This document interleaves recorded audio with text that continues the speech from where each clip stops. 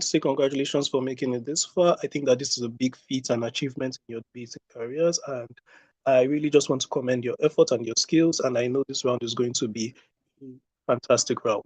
So once again, congratulations for making it this far, and I wish you all the best with the round. So before I proceed, oh yeah, so I'm Idris Ibrahim. I'm going to be your chair for this round.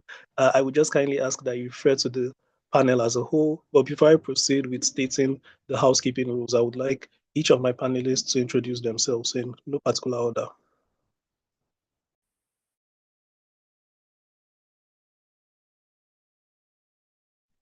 Hi, I'm Kavi. Best of luck for the round. Hi, I'm Adya. Hi, Good I'm, luck for the round, everyone. hi, I'm Daniel. Good luck for the round. Hi, I'm Salim. All the best of luck. Okay, so thank you so much, everyone. So moving to the housekeeping rules, kindly make sure that before you begin your speech, you introduce yourself. So this would mean that you tell us your name, how you would like to be addressed throughout the round, and also state your POI preference, if you would like them voiced and if you would like them in the chat.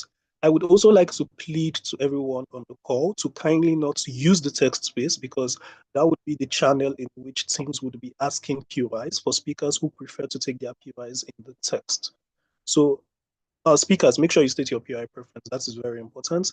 I would also ask that every speaker keep their time, because I would also be keeping my timer with me.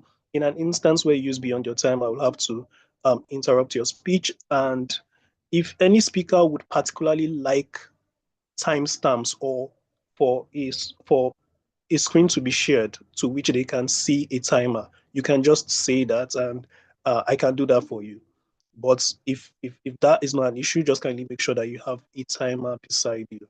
So I think that would be all for the housekeeping rules, and I think we are set to begin the grand finals. So I would like to welcome the Prime Minister to open up this debate and begin the case for side prop.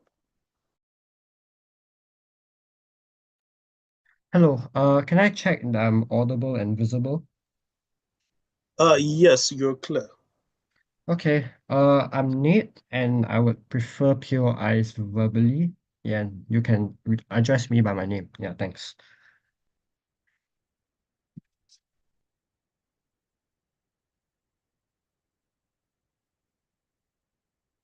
Democracy is a principle founded on which the rights of people's choice is a gate closed to government. Martial law is something that violates this. Let's move on to some key points of framing on what is martial law. Firstly, martial law is a power that the head of state can declare. Basically, when a country is under this state of martial law, the military is in charge. All government is shut down. Basically, the legislative branch collapses. And most importantly, the head of military gets a lot of power. We see that the head of military is usually inexperienced. It's not democratically elected by the people. He's usually elected by the head of state. And the head of military is usually trained to kill, is trained to act in self-defense in times of warfare. This is critical analysis. We also see that when a country is under a state of martial law, citizens' rights are severely restricted, mainly the freedom of assembly, freedom of movement, or even the right to have a fair democracy. We see that these rights are restricted, and that undermines the principles of democracy. We see that we see that declaring martial law is not done using a democratic process like a referendum, like an election, is done by a singular person in power, which is the head of state. So, no thank you. When martial law takes place, principally, it's a threat to democracy because it undermines all democratic processes. A few incidents of when martial law will actually take place. One is when the head of state finds that maybe the legislative branch is too corrupt, and we see that this is unlikely to happen in a developed democracy. Therefore, we see that the right to declare martial law should not even exist. Second incident in which martial law can take place is that the head of state themselves are corrupted and they use it to get power. It makes it painfully clear that our point is that one singular leader is at greater risk of undermining democracy than an entire assembly, entire senate of diverse representatives democratically elected by the people. It's way riskier for the leader himself to be corrupt than the entire senate. Moving on to my first substantive on why martial law is principally illegitimate in an established democracy. No, thank you. The principle that we'll be running on in this substantive is mainly the state power principle. We see that during martial law, is an immense amount of state power being used by the head of state. We see that there's a large restriction of the citizens' rights, and there's a grave undermining of democratic checks and balances because the president or the head of state has the right to suppress media, to allow the military to be in charge, to have all opposition parties banned. Is that this is a grave undermining of all democratic checks and balances, which is used to maintain the principle of democracy in countries.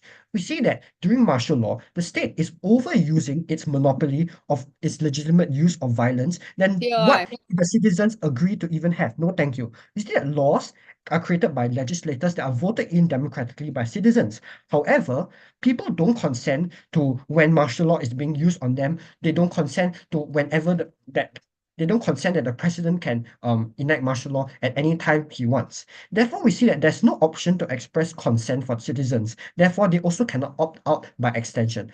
One parallel that we use is that during times of economic crisis, governments usually hold a referendum for citizens to decide on which economic policy they should enact. For example, Brexit. For example, the merger of Singapore and Malaysia. Therefore, we see that even when even during times of economic crisis, the governments are forced to listen to the people's power, to the people's choice. Therefore, we see that people fundamentally have a choice to choose what they want, how they want the government to be run. However, in the case of martial law, this is not allowed. See that martial law doesn't give people to choose. Even if people democratically elect this leader, it's only once in 4 years. It's not very clearly said in terms of conditions when they vote in a leader that they will enact martial law at any time. So why do we feel that on your side, martial law will be abused much more? A few structural reasons. Firstly, the head of state is only one person that can drastically enact change. No, thank you. We see that in established democracies, there isn't a dominant party. Therefore, we see that it's much more easy to feel threatened. For example, in the United States, the Senate, the House of Representatives is essentially split in half. It's very easy for the head of state, which is the president, to feel threatened. Second structural reason is that far-right nationalism has caused much more people to be amenable for the military to be involved with social issues. One prominent example is no thank you. One prominent example is Trump promised that he would declare a state of emergency so that he could use the military's power to actually kick out immigrants from the US. This is a clear example where far-right nationalism has made their citizens more amenable to military doing whatever they want. It's basically a veneer of legitimacy. Therefore, we see that more countries also have far-right parties in power due to the fact that incumbent liberals usually get voted out, especially after the pandemic, due to the recession. No, thank you. Third structural reason is that the criteria to enact martial law in the first place is extremely ambiguous, in the sense that the extent of the opposition or the threat needed to enact martial law is extremely ambiguous. It can be interpreted in many ways, and usually by a radical leader, it will be severely misconstrued and misunderstood. Fourth structural reason is why martial law will be abused much more is that we are unsure if it is the opposite. Please take one. No, thank you. The leader is unsure if the threat is opposition to its own party or is a threat to democracy in itself. Instead, in these cases, the head of state will be more radical and they'll be more likely to enact martial law. On my second, I'll take a PY now if you want. During COVID-19, governments bypassed democracy and put everybody in a lockdown for national health. Is democracy so absolute you'd be willing to trade off national security and health to do so? Even in that situation, we note that the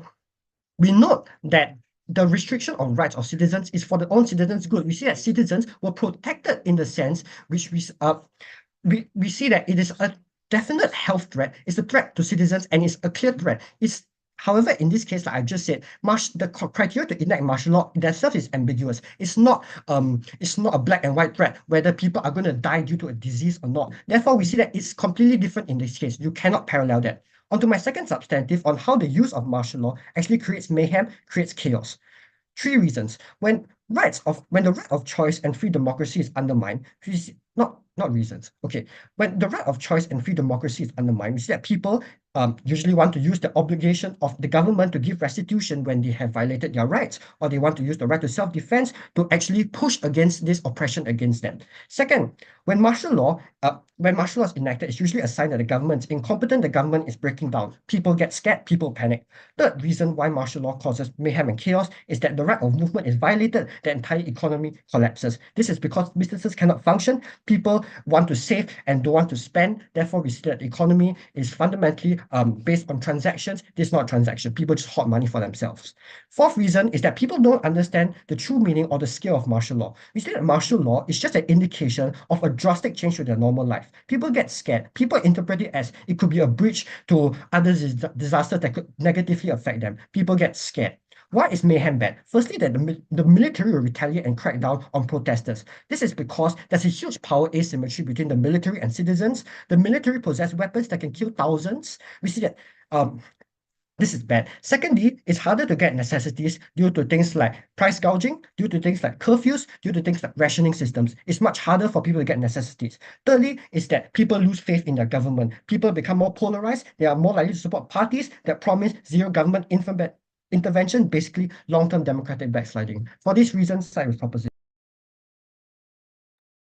Okay, thank you so much, Prime Minister, for that speech. We now move to the leader of OP to open up the case for side opposition. Can I be heard? Yes, you're good.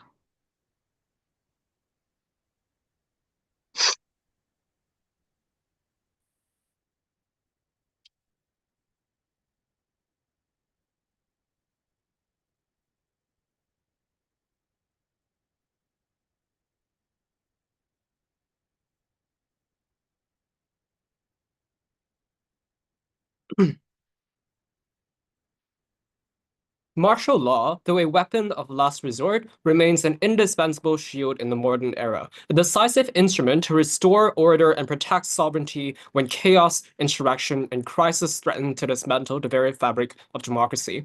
In a world when threats to stability are increasingly unpredictable, from the most civil unrest to global security emergencies, martial law is in fact the last resort, and it ensures that nations can act swiftly and decisively in the perseverance of peace. And for that, we're incredibly proud to oppose. We're going to forward two arguments in a speech. The first is why it is principally just for martial laws to exist for national security reasons, and second of all, as why it is a great deterrence against unjust wars and unjust events. Before that, onto a counter setup, 3 parts. 1, what do we support on opposition? We support not abolishing the martial law, but crucially, I'd like to clarify 2 things about martial law. The first is that we agree with Prop that it's invoked by the head of military, but Prop clearly doesn't understand what the head of military is. It is basically the president. It is so unlike what they assert that the head of military is not democratically elected. The president is democratically elected. Prop just does not understand the context. Second, it does not have to be invoked for an extended period of time, i.e. there's fluidity in the time in which it can be imposed. It can be temporary and can be invoked anytime. But third and crucially is that checks and balance exist to a very large extent, especially when we're talking about developed democracies and the status quo, which looks like 3 things. 1, massive public scrutiny if, for instance, a martial law is invoked out of nowhere. So, for example, in strong democracies and established democracies, people's will and people's conscience towards preserving democracy is incredibly high. There, for example, and crucially in the status quo, for instance, that the mass public outcry in South Korea. And we would note that South Korea is not counted as a super established democracy, so that extent of that public accountability check is going to be far greater in this debate. Second, notably, that even if it is invoked, it can be ended through a parliamentary vote, just like what South Korea did. Third of all, there can be retrospective punishments for the people who start martial laws for unreasonable grounds, or retrospectively, they just cannot justify their starting off that martial law. For example, Yoon Suk-yeol now is under the risk of impeachment because he started it randomly. Notably, the extent of Prop's push and abuse relies on checks and balance mechanisms not being effective. Here we go, there are effective checks and balances in a status quo. This takes out all of their push about abuse happening and all the harms that abuse comes by. Secondly, that given the framing, this way operates in a context where martial law is needed and acts as a fundamental last resort for civilian governments to address harmful and unprecedented catastrophes. For example, the risk of North Korea invading South Korea, or for example, Ukraine getting invaded by Russia, or for instance, Gaza. The point is, this debate is about vulnerable states. The Prop eventually loses out. On to some brief refutation on the speaker before me. 1, on the first argument, this argument just assumes this argument is incredibly unnuanced to the core of what martial laws are, because all they talk about is that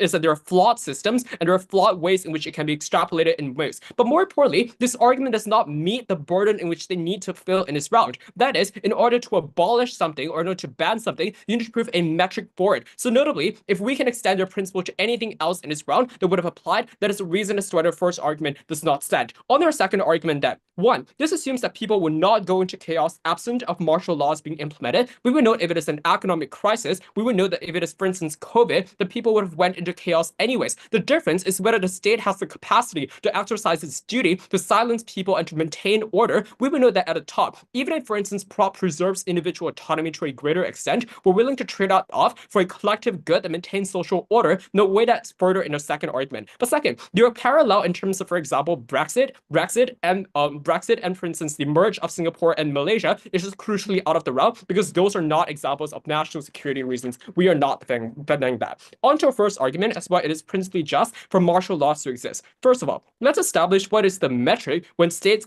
are allowed to override state contract. We highlight two things. First of all, in the past, for instance, we're able to allow for states to invoke emergency lockdowns. For instance, in a vast majority of Europe when COVID struck, for example, in a state of Sarawak, when it was able to, a state of Sarawak in Malaysia, when they were able to invoke immediate lockdowns when COVID struck. Second, it is, for instance, they can invoke mandatory conscription in face of war. I want to clarify the crucial nuance here, which is that conscription not only happens when war starts, it also happens to, for instance, deter preventative war, or wars that might occur in the future, for example, in a state of Singapore. This means that there are two standards that we can extrapolate from this parallel. The first is that states can invoke and can override the social contract, which clashes with the first argument for national security reasons, or second is that it can override it to prevent something that is huge and is immense and has fundamentally no alternatives to it. Given the established standard, here's how we prove why martial laws fit into that standard. First of all, martial law works as a fail-safe. So for example, notably in a status quo, that there's an increasingly polarized world that is more tense and more prone to conflict. For instance, with Trump coming into power, from literal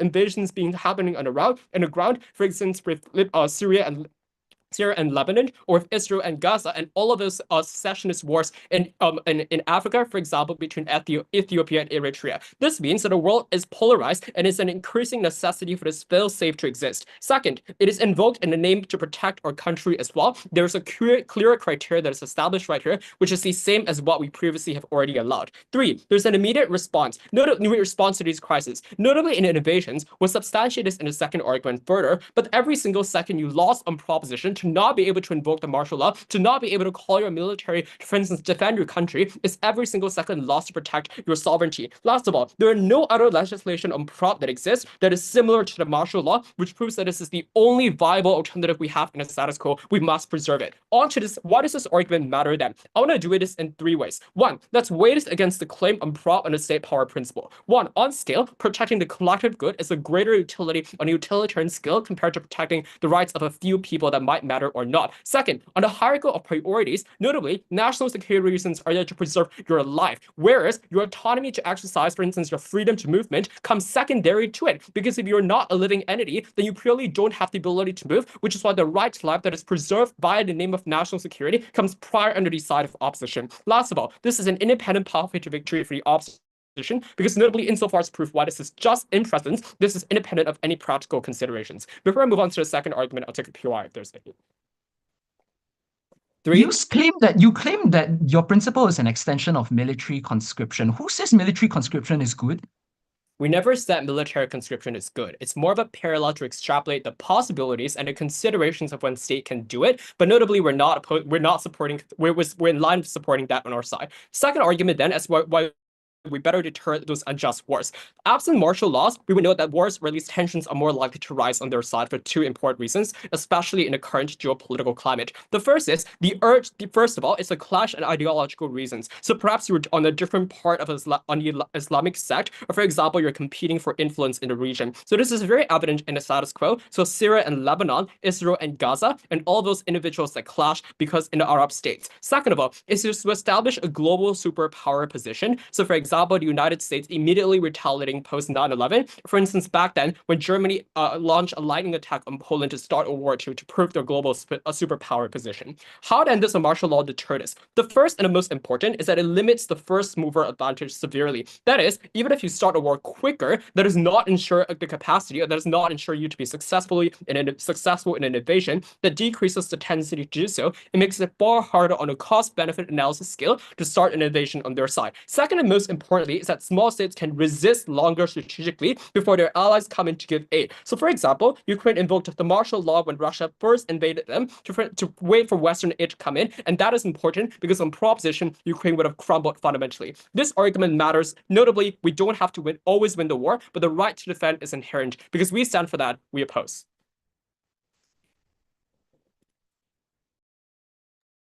Okay, thank you so much, Leader of OP. We now move to the Deputy Prime Minister to advance the case for side pro.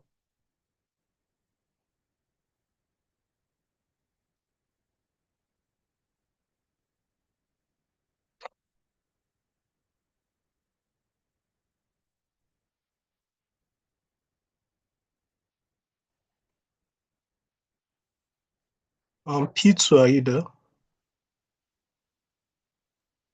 Hi, can I check I'm visible and audible? Yes, you're perfect. Okay, I'll take POIs verbally.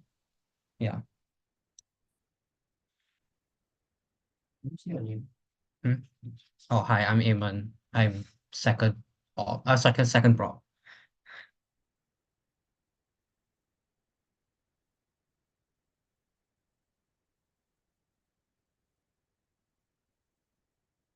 They use COVID-19 as an example for how a government can take away our autonomy, but they clearly missed our 4 minutes of extensive framing on how martial law is solely different because it is so easy for one individual to disrupt the balance of a country.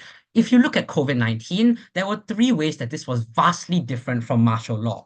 Firstly, if you look at it democratically, it still is ideologically consistent with whatever the country voted in. A more liberal country is more likely to be okay with implementing lockdown in COVID-19. As a matter of fact, there were some countries worldwide, like Korea, who are more conservative and a more conservative democracy, and this means that they would not have invoked lockdown in this case because it isn't principally consistent with what their voters voted them in for. If I'm a liberal voter, I'm okay with the government having more power. So this means that when they do invoke lockdown for COVID, at least I feel democratically represented in what the government is doing right now. Secondly, it was not a martial law in being invoked is not the result of an objective harm or danger. In the case of COVID-19, people were going to die if they contracted the COVID-19 virus. There was a clear harm to these people's lives, and that's why it is still okay for the government to invoke a lockdown here. In the case of martial law, because it is going to be a more political debacle here, or a more something about an opposition party being corrupt or having a threat of taking over the government, it is likely that it's not an objective harm to the country, and because it is an objective guaranteed harm, we don't think you should be able to invoke martial law. And finally, because the citizens may not be aware of this danger, it's also unfair to them because the state has a duty of care to them. If they're unsure of why martial law is even being invoked in the first place, there is still going to be a lot of chaos on your side because not only is it not ideologically consistent with who they voted in, they may not even be sure that the problem even exists. And when you try and explain to it, you can't because the martial law has been already implemented. You can't simply go implement the martial law and then try and explain to your panicking citizens what is happening. There is still going to be chaos either way the moment you invoke it, and that is something you can't change on side opposition. Yeah, I'll take your point. So you're saying that getting invaded as a country and getting your sovereignty racked to ashes is not an active objective harm? Yes, but you can't be sure that you're being invaded. As my first speaker said, it is very ambiguous whether you understand if you're truly being invaded or not. Your side should be providing us some sort of metric for what exactly it means to get invaded. The reason you haven't so far is because you can't. You can't be sure that you're getting invaded until some sort of major political harm or major social harm has happened that you're already getting invaded. If you look at South and North Korea, they're currently undergoing a Cold War. If South Korea was to not have martial law, or whether they did or didn't have martial law, it wouldn't have mattered. If North Korea started to cross the border, we still have measures in place. Now, if North Korea have already crossed the border, or the North Korean leader has threatened to send bombs over the border, you now have this sort of objective harm, and you can now mobilize the military. The reason why martial law is completely different from this is because it can be enacted in a case of peacetime, because the president has is solely allowed to do this, and he can do that at any time with no real justification because of how much power he has. It is a completely different scenario. You're giving this person way too much fun. No, thank you.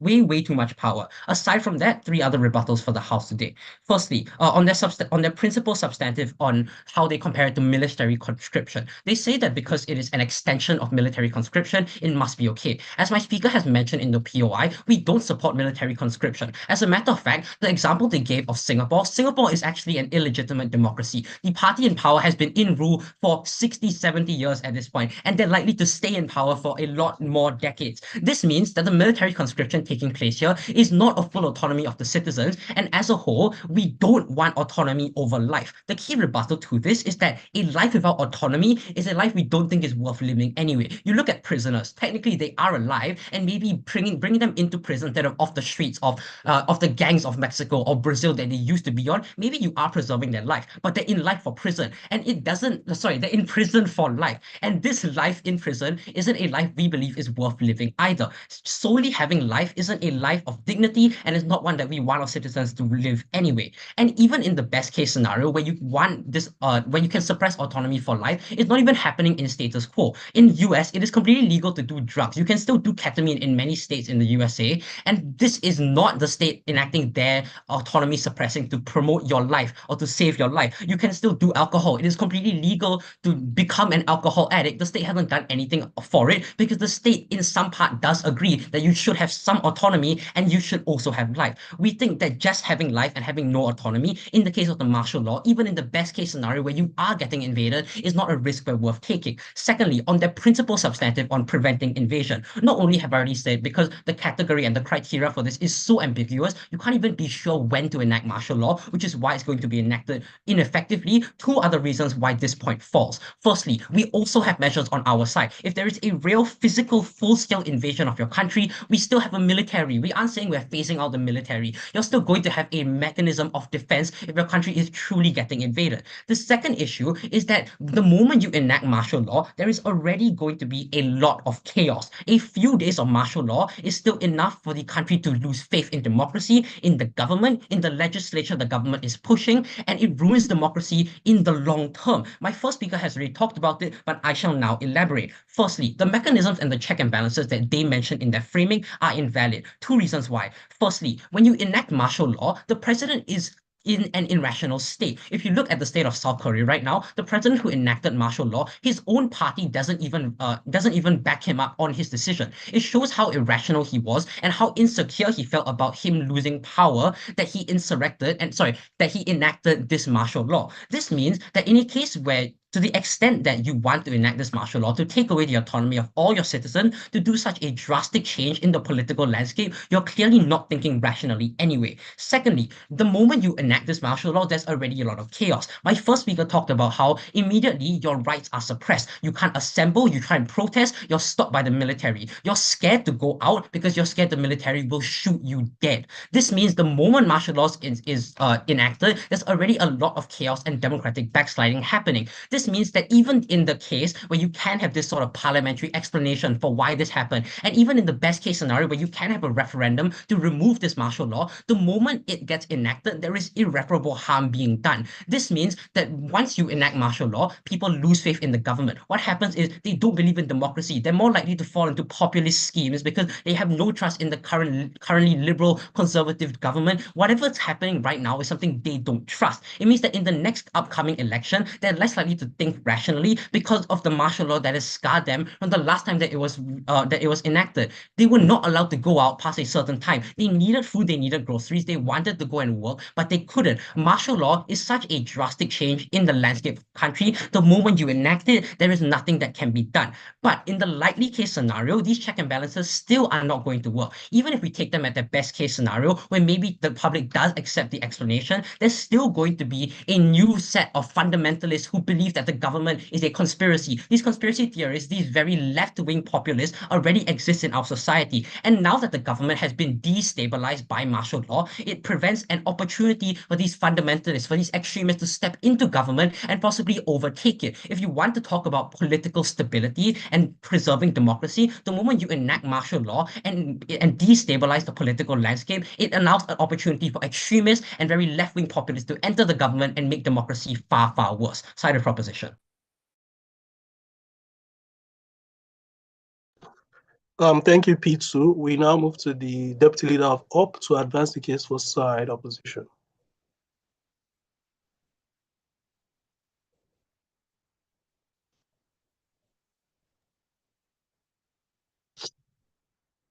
Perhaps there has been a misunderstanding within this debate because it seems like proposition doesn't know what martial law is.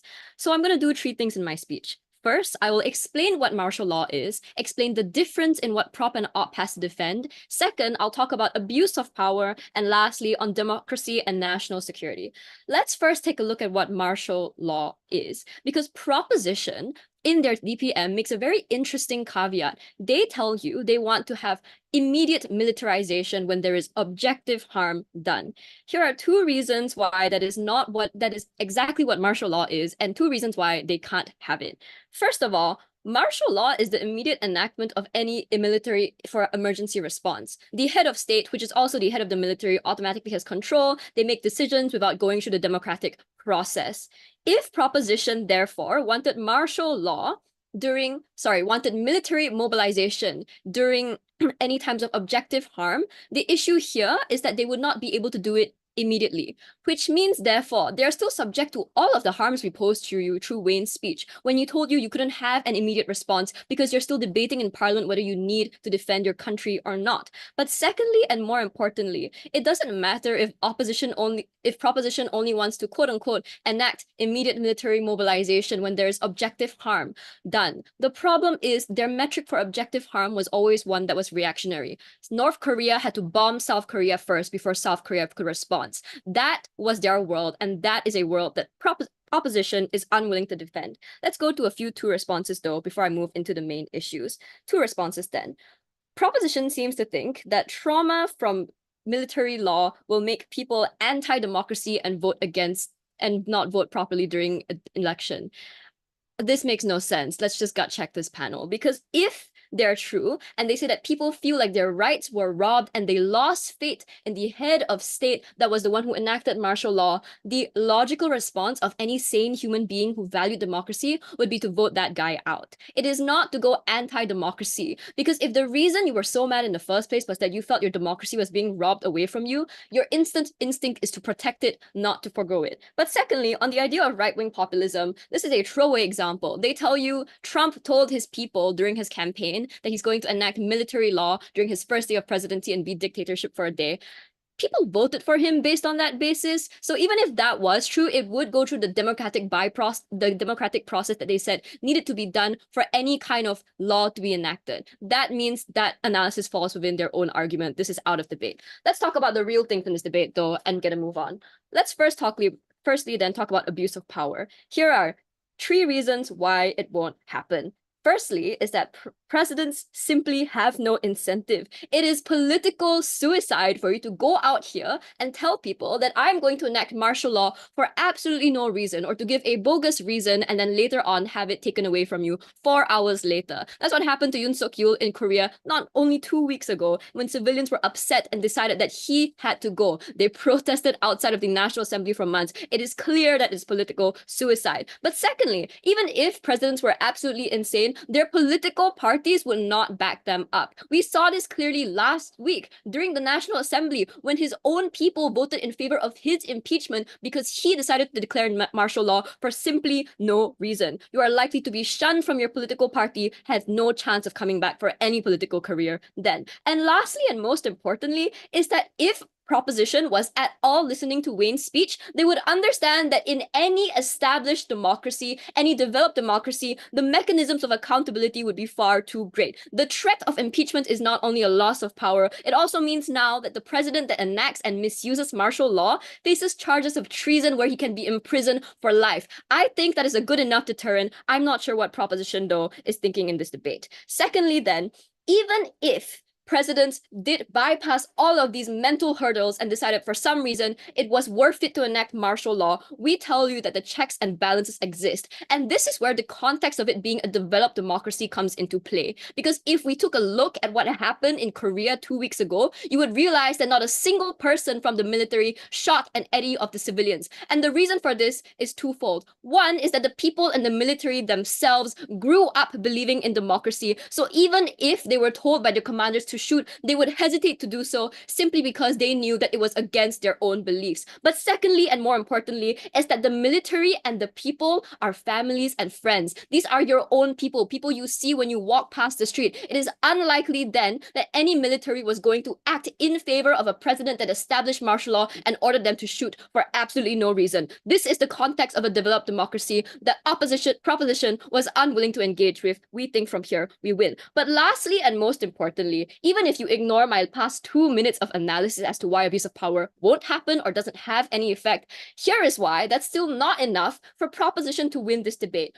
For proposition to win this debate, they couldn't just prove to us why something being misused was bad. They needed to prove why the thing itself was bad. So unless they were able to prove to us why, instead of just instances of it being misused, the principle of a martial law itself was abhorrent, they would not be able to win this debate. Before I move on, I'll take a POI.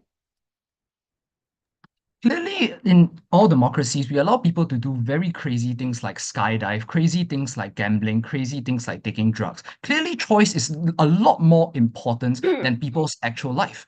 If you had been listening to Wayne's speech at all, you would know that choice never came at the risk of national security. That's why you still threaten people with life imprisonment if they go out there and tell national security secrets to people who are your enemy forces. That's why in Ukraine, you can't defect to Russia. All of these things still apply. But let's talk about this more deeply in the second issue then, on democracy and national security. Because the proposition main push is that democracy was absolute, unless I guess it's COVID. But here is why proposition said COVID was different, and here's why it really isn't. They told you 3 things, right? Firstly, they told you that lockdown was consistent with principle because you believed in the government.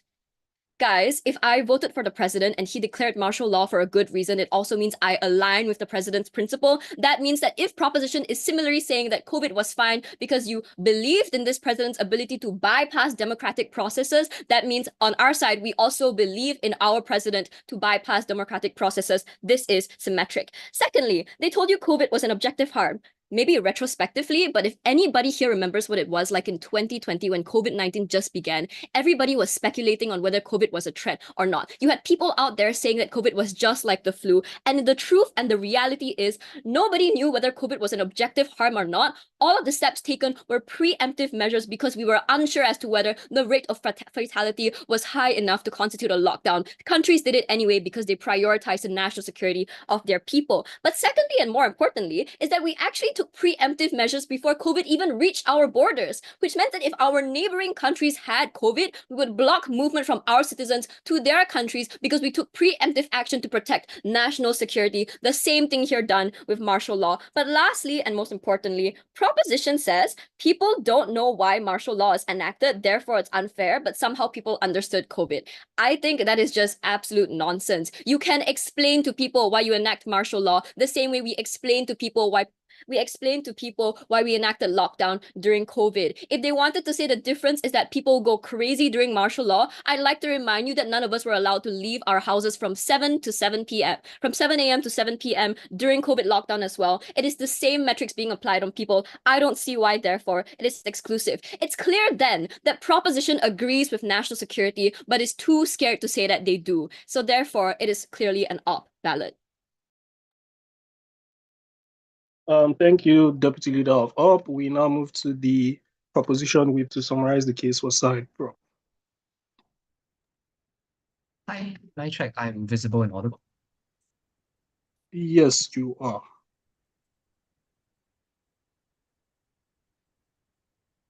Look, opposition can throw like 10 incentive structures as to why the head of state will not declare martial law. But at the point at which the head of state is already in such an irrational state where they are doing things like opposing their own party, because the president of South Korea already knew that his party leaders didn't like him. He already knew that not a lot of people were going to like him. But why is it the case that he still implemented it anyway? They say that South Korea has less accountability measures, but never explain why. Because yes, he was ultimately impeached. So if that is an accountability measure, he had it coming for him. Yes, there was public scrutiny. Yes, there were public protests. So according to them, South Korea is a pretty good democracy. Then why is it that it still happens anyway? The opposition was never able to answer this question. And here's why we were able to answer it. Because when they tell us that public scrutiny and retrospective punishment was enough for a completely irrational and desperate head of state to not implement martial law, it was already wrong. Right from first, we gave you a bunch of other reasons as to why it is going to be used in a very terrible manner. We told you that things like far-right nationalism is likely to be more amenable and more condoning of things like using the military. Obviously, Trump is an anomaly because he's incredibly far-right, but we think that there's a general rise in far-right populism and far-right parties. That means that there is going to be even more people amenable to the idea that the military is going to come in and stop the forces of people opposing democracy. But you know why this point is so important? Because it also shows that the people's perception of what is an opposition to democracy, people's perception of when martial law is required, has been tilted and has been skewered by the media narratives, which populism, which showed precedents and shows head of states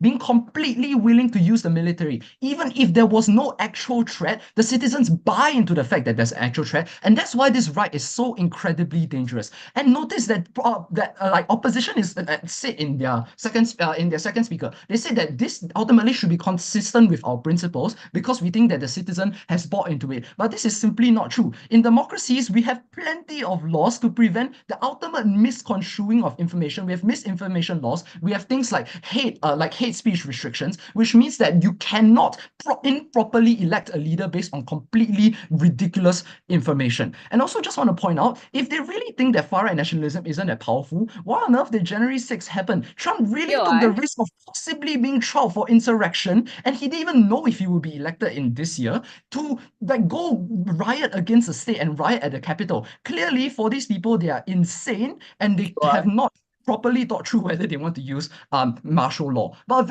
another important point that we brought up is that the criteria for whether or not to use martial law is incredibly ambiguous, and insofar as you give one person the power to do it, it is principally illegitimate. They can frame all they want as to how this will necessarily in majority of cases be used in a proper manner. But we think in a democracy, what determines a right should really be what is the minimax direction, right? Because in a democracy, it ultimately functions on reducing the maximally worst outcome. And we think the maximally worst outcome here is a wrong head of state using a terrible method of martial law to gain control over everything else. I'm going to explain why the chances of things like wars later is not the maximally worst outcome and is unlikely to have all the harms that they want to talk about. Let's talk about now that I addressed the framing of whether we use well, let's talk about the principle. On our side, on their side, what did they say? They said from first speaker that this is an extension of military conscription, that we are okay with giving up autonomy over life. On the idea of military conscription, second speaker told you, but like military conscription is bad and it infringes on autonomy. There was no response from their second, so I presume that they concede to this. They also told you on the idea that life is more important than autonomy. If you give up life, you do not have any other autonomy. I think this is simply just not true. Like a democracy completely functions in a way where we value some forms of choice more than the life, right? Like we agree that there could be some forms of laws that could make sure that you are safe, things like seatbelt laws. But we also think that in the majority of cases, we should value people's large amount of autonomy. And insofar as your autonomy is your only check and balance against a very corrupt and tyrannical leader, this should not happen. And what we mean by this is the right to protest and the right to assembly is incredibly important as a check and balance, because they want to give me all these different incentives and check and balances. We tell you, insofar as martial law removes those check and balances, it will be used terribly because these checks and balances don't even exist in the first place. And then we peel away the second speaker. Their response is, oh, well, we imprison people who leak national security secrets. But like they're directly at fault. They have committed a crime. Obviously, we can imprison them by the social contract. But these people, these citizens, are not the ones at fault for the literal president turning tyrannical and turning insane. If the martial law is used wrongly, it obviously is not wrong. It's obviously principally illegitimate to be imprisoning them, to be restricting their own rights because of this. What did we tell you? Before I move on, I'll take a point. I can use a knife to stab people, but that doesn't mean we should ban all knives. No, okay, look, obviously we agree that, like, obviously, like, if something is intended to be used well and something is in most cases used well, I think it is fairly reasonable to say that a democracy should largely allow that. But the problem is we told you that ambiguous criteria means that even if it is largely used well, the chances of it being used very badly is a terrible thing. And according to law, it is perfectly legal as well. This means that this is a terrible thing, and it's also very unlikely he will be charged with treason. And okay, no, sorry, it's not unlikely. He thinks that it is unlikely that he is charged with treason. Because if you look at the South Korean president, he possibly didn't even know that what he was doing is illegal. And even if he did, he still did it anyway, which goes to show that all the checks and balances they give do not make sense. We told you that on our side, we have a first substantive on the idea of the state power principle, that the state should not be using its overarching monopoly over the legitimate use of violence. And their only response here is like, isn't this just COVID? This doesn't meet your burden. Like, during the lockdown, we didn't like imprison people and start the military getting in. It is on a sheer scale vastly more different than COVID. And even if it was the same principally, fine. Like, lockdowns maybe shouldn't happen immediately when the president thinks so. In fact, using their own logic, they say that COVID happened as a deterrent. Lockdown happens as a deterrent. I don't really think so. Like, in America, there was a lot of debate before we actually implemented lockdown in many different states. We had a lot more scientific discussion and a lot more political discussion within parliament before we eventually decided to implement lockdown. We think insofar as martial law gives power to immediate control by a tyrannical leader, this is not good. On the third clash regarding the practical, sorry, do you say something? Okay. On the third idea regarding the practical, what did they say? They said that this is a deterrence because you diminish the first mover advantage and you can defend faster. I think this sheer mitigation is enough to win us this point, right? Because firstly, the first mover advantage still exists. In their own example of Russia-Ukraine, Russia still invaded Ukraine despite Ukraine having the ability to implement martial law. This goes to show that insofar as most wars have, insofar as this won't be a tipping point, right? The lack of martial law won't be a tipping point for wars to even begin in the first place. It is very unlikely insofar as a first mover advantage is already present in all forms of warfare. But secondly, you can invoke the military without martial law. It is very easy to debate in parliament for a max of like 3 hours before you say, yes, we are being invaded. Yes, we should start defending ourselves. I really don't get why they think the time factor and the time delta is going to be so huge. What did we tell you? We told you that this will invoke an insane amount of mayhem and chaos. We told you that this, as a concept as a whole, that the president has the ability to completely shut down the nation, shut down it not just economically, but also shut down all forms of political rights of people, are likely to result in immense amount of violence. And the only point here is that the military will not be irrational. Please, the military does sometimes is irrational because they have to listen to their head of the military, which is the head of state. But also, like, the military isn't necessarily known for being one of the most kind people who care about the people, for like the general population at large, insofar as they're rather radical supporters of the head of state.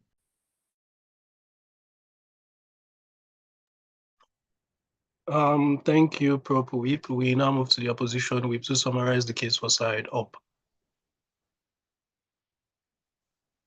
Yeah.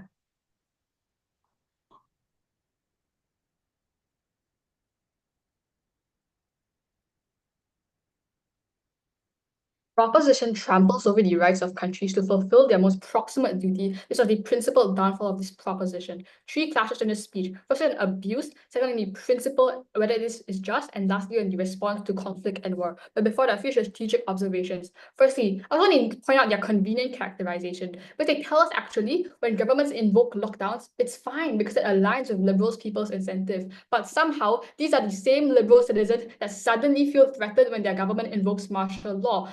unclear why they won't believe the government is also making the right decision, especially when we already framed out cases of abuse from Daphne. This is principle inconsistency lost in the debate from the very get-go. But two, their concession of military responses also happening on their side is damning for their case for two reasons. Firstly, this means actually governments are smart enough to determine when they are attacked. But two, this concedes that military response is good. Therefore, the metric in this debate ought to be which side enacts military response faster in order for the benefits of military response to actually materialize. But lastly, their case is just really, really unnuanced. At this juncture in this debate, it's just a critique of the social contract and a critique of the state. Would they also reject lockdowns and conscription and limit the government ability to in every single instance? First question on abuse. I want to flag at the very top, this is their only pathway to victory. If we are able to prove this is not the dominant context or we're able to mitigate to a great extent, this is not enough for them to win. So they tell us two main reasons as to why abuse was likely to happen. Firstly, that there existed corrupt leaders. But I want you to flag that in most developed countries, this is unlikely to happen in the first place. In developed countries with developed democracies, the right to democracy is enshrined and corruption is diametrically opposed and antithetical to that. That means there are safety nets to ensure corruption wasn't happening in the first place. But two, they tell us, actually in most countries, far-right governments are coming in and this is really, really dangerous. But you know what's the most bipartisan thing in developed democracies? Sovereignty and democracy. Party lines do not affect your incentive to protect all of these things, meaning they will only enact in the right cases. But even if this isn't true, let's say the far-right does come in and the far-right is really, really terrible, this is a greater impetus for citizens to want to enshrine the right to democracy insofar as the far-right may be a threat to democracy. But even if it does happen, unless it's being charitable, there are check and balances that exist for four main reasons that went unresponded to. Firstly, the fact that we now live in a post-career martial law world means there's an incentive for leaders not to implement it rashly because they have self-interest not to get impeached like President Yoon did. The leaders now know it's not worth political suicide. So if the leaders truly are irrational on their side of the house, I flip this. The best thing that they want to do is to hold on to their power. But two, even if it does happen unjustly, there's a self-correcting mechanism. That South Korea was one where the opposition parties came in, people protested, and they quickly overruled the martial law in like 6 hours. So I flipped their consent argument because I proved citizens can withdraw their consent through these actions. But thirdly, people in all developed countries value democracy. So these are the people with established democracies and they've been living under democracy for over 100 years. Americans literally glorify themselves as the bastion of democracy. They glorify the people who wrote the Constitution. This means they will never actually let unjust implementation of martial law to actually happen. But lastly, we told you in Daphne to no response that the power of citizens is actually quite deep. So those entrusted to carry out martial law is the military. And who is the military composed of? They're composed of civilians, and the civilian army won't kill other civilians because they know the implementation of martial law was unjust in the very first place. The weighing is simple for a few reasons. Firstly, uncertainty. It's highly speculative if these abusive cases actually do exist. But if it does happen, if it happens in 10% of the case, this is not enough to strip the right of martial law from every other single country. So this was the burden they have to defend and the burden that they actually set up for themselves. But two, in our worst case, let's say it is really abused, but the nuance is that these are developed democracies, not nascent democracies. So people won't lose faith in the state because the democratic institution is something you'll never let go of, and the democratic institution is something you'll continue to fight until the end of time. But thirdly, on a strategic level, this eliminates their only winning context. Therefore, moving forward in my speech, the only context is where martial law will be enacted, is one where martial law was necessary. So this already frames up most of their harms of mayhem and havoc because it simply isn't triggered during these times. So the next class on the principle, they just tell us under this principle that people don't consent to martial law, and this is incredibly damaging. I want to flip this entirely. The consent of the people is the exact mechanism to how we rein in the most problematic actors, where you allow them to protest on the street, and this is what happened in South Korea. And if they don't protest, I think this is explicit consent that they believe the decision was correct and they believe in the decision of the president. But in comparison, we told you our principle was different, that there existed a principled right for the country to have martial law to defend themselves. So we give you a few parallels, like the ability to conscript, to have lockdowns, and to have no-fly zones. But this is important because it's not about whether we think the conscription is good or bad, but the right to conscript exists, and this right exists in a lot of states because in society, we do recognize that it's important for the state to have power in times of crisis and to ensure stability. The weighing is simple. Firstly, undermining civilian rights for a month is negligible in compared to getting their life taken away. The sanctity of life is the gateway for anything else. I think people on the ground rather have their movement restricted if their whole family isn't bombed. Because what consent can you actually express when you're literally 6 feet under the ground? But two, the state power principle isn't beneficial in a vacuum. We weigh principles all the time. So if consent was the metric, I think sovereignty was a prerequisite to everything else. Because if I have control over my state, then only can I protect your liberties, and then only that's how I give you autonomy. But thirdly, this is a right that countries have, and it fulfills the most proximate right of protecting your citizens. I want to flip the social contract. It's the fact that you entrusted the military to protect you, and it's the highest burden the state has to fulfill. So only on our side do we actually fulfill the social contract. But lastly, absent of outcome, we don't know what might happen. We live in an era of conflict. We told you, look at the Syrian conflict, the Israel-Palestine conflict. Therefore, the right to defend is prerequisite to everything else, even if nothing happens. Because if no war happens, that's fine. We win because there isn't no harm. This is a precautionary argument and a safety net that we can rely on. Before I move on, I'll take a point. Why is it then, if you think politicians and the head of state will not be completely irrational, that Trump was still able to commit Gen 6 and he was still elected in the first place? Bro, even if they are irrational, we told you there exists a lot of check and balances that exist. So even if it really, really does happen, the citizens just overrule it like they did in South Korea. Last clash on the response to conflict. Their main crux is that you can still have military response, you can still have referendums, but we already preempted this from first. The problem is that every second you waste to respond, every second that you discuss in parliament is one more second when civilians are actually shot down. But our benefits of martial law existing extended beyond invasion, and there was a preemptive deterrence that exists, because the biggest consideration for countries going to war is actually whether you win that war and how many casualties that you will lose. So we tip this cost-benefit analysis on our side of the house and reduce the amount of tensions and conflict that happen in the first place. But even if we do get war, we allow the immediate response to fight that war better. This is important. We're not saying that we're going to win in all cases, but we're just buying time to allow allies to come in and help. So this is a crucial nuance that they miss and still went unresponded to. Therefore, it's an independent pathway to victory for us of the house. But the weighing is simple. Firstly, on the scale of impact, because if we never get war in the first place, we prevent future victims from being victims.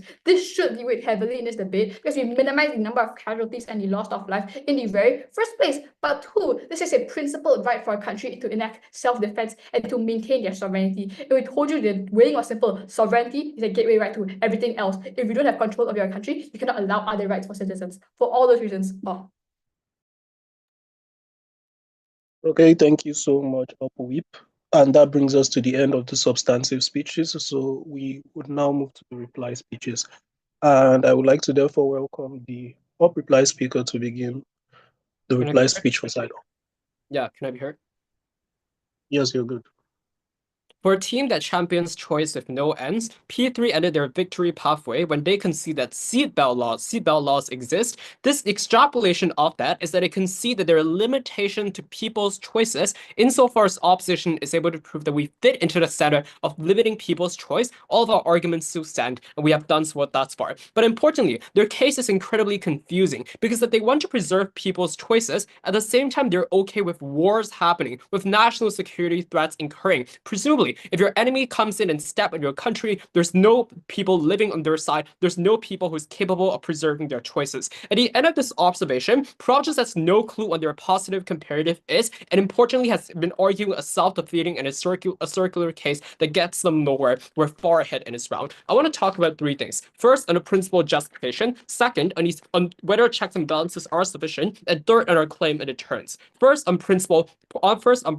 We established that a standard to the state. There's a standard where the state can override the autonomy of people on the ground in cases of national security reasons. We pointed to lockdowns and conscriptions. The only response catch out on prop is to say that, well, this is not an objective standard. Gut checked this panel. So they're saying the risk of war is not objective, but the risk of lockdown, or for instance, a disease spreading is. Both incur massive harms. Even if it doesn't happen, there's a huge risk that the state also duty to protect the people from. So notably, the propensity to not get invaded is in fact an objective harm, and even if it is, we expanded this argument in second by extrapolating the lockdown example further. That is, even for instance, when COVID did not spread to our country sufficiently, we still took preventative mechanisms before it happened to actively prevent it. This shows that a state not only has to prioritize existing and immediate harms, they also have to perceive what is huge and massively harmful in the future. Second, they never responded to our killer wing that we brought up since first and enforced down the bench. That is, notably, that your right to life is superior to your right to choice. That is to say that, for instance, you cannot exercise your right to movement if you're simply dead. The only crazy POI to give was that while skydiving exists, clearly it is different. Skydiving is your individual choice. We're talking about the choices and the lives of the entirety of the nation right now. Those are drastically different. It differs on scale. Last of all, they say, well, conscriptions are bad, so that's not a good parallel. Prop saying it is bad does not refute the core of this argument, because the implication of conscription exists implies that states in fact, has the right or has capacity to take away people's right and autonomy in some cases. At the end of this, they have never taken down of a principle argumentation. This means that in principle, it is just. This is sufficient for us to win the round independently, given our framing since first is why this is an independent pathway for us to win the round, and have never disagreed with that. Second clash on whether checks and balances are sufficient. The whole of your case about abuse relies on checks and balances being insufficient and therefore allowing abuse to happen. We explained in 3 reasons, compiled it down the bench as to why in fact checks and balances exist, especially it is good in democratic countries that are established and developed. Notably, the problem in their case is that it never proved the link between having the power to enact martial law versus to randomly invoking it. That is to say that even if you have the power to do so, if opposition proves, and given we did, that you will not randomly invoke it, there's feasibly no harm on their side. Then Petrie's concession is fatal, because they say, well, they can see that we can mitigate in most cases for this not happening randomly, so this breaks the deadlock, because they can only win if you buy that, well, some random conflict might happen at some point, and it's going to be incredibly severe, and clearly, but even in South Korea, which is the only nation that invoked martial law randomly in a past decade, did not incur massive amounts of harms, versus we win insofar as most cases and most states are able to invoke it for self-preservant issues. Last of all, in our case of deterrence, clearly all of the responses are mitigatory. Our claim is on the speed of mitigation to allow the countries to resist further. Clearly, even if you go through the parliament, oftentimes it is bipartisan, which is why it still likely incurs mass amounts of harm. It is only on our side that we protect the countries for the most vulnerable.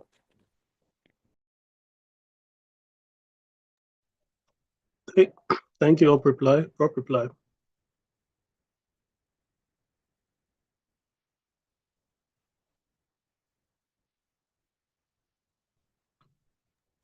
Hi, can I check I'm visible and audible?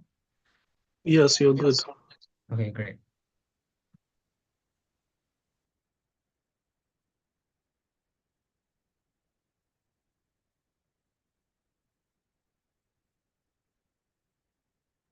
From the very start of the debate, both sides have recognized that you're giving one sole person a lot of power. The power to use your military instantly to take control over your citizens. From the very start, that's what we've been debating. And it seems like all of their things have been mitigated by our case.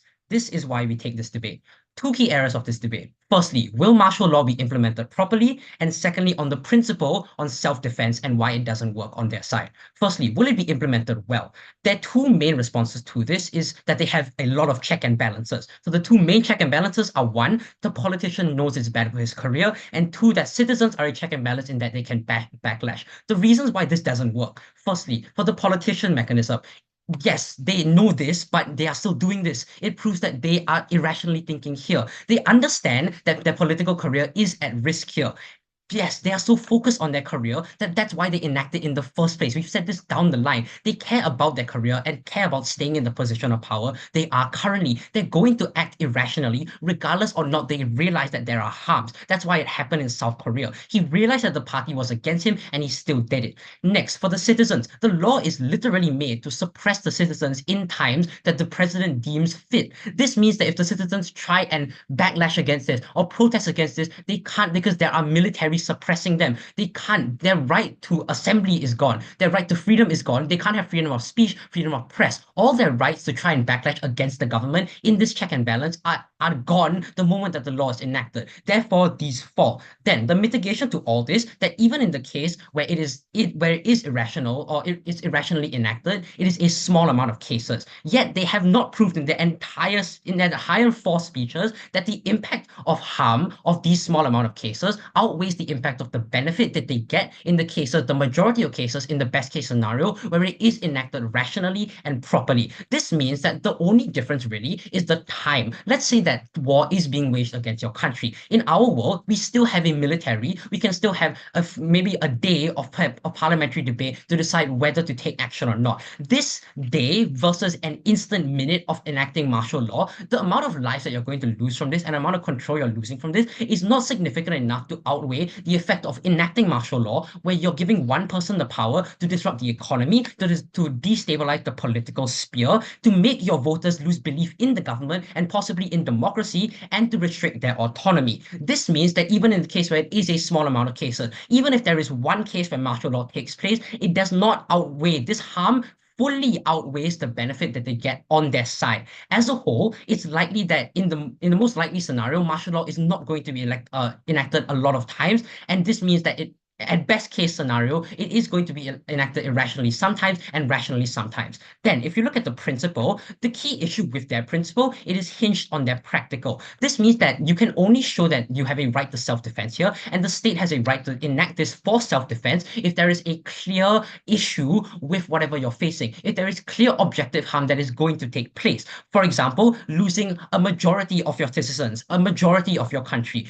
But the issue is it's not going to happen like this. It's not like we don't want to have a military at all. We still have a military. We still have a form of defense if an invasion of the country does happen. The issue is that their principle cannot stand because, one, the political leader isn't doing this rationally a lot of the time. And even if he is doing this rationally, it's not that much worse on our side. The time difference isn't significant enough that you have to have martial law. You don't have to have martial law to defend yourself in a time of crisis. That's why we survived COVID. And finally, because our principle, the state power principle, isn't relying on our practical, even if we consider the practical as a wash, in the best case of this debate for them, we still win on the principle because we've shown already throughout all 3 speakers that autonomy is far better than life, and you can't suppress it with martial law. Very proud to propose.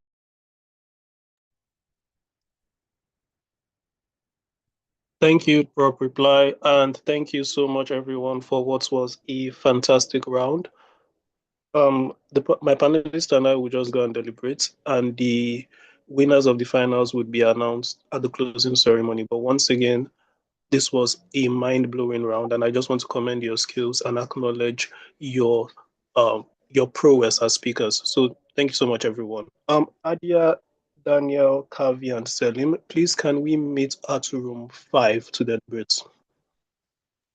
Thanks for the debate, guys. Thank you. Thank you.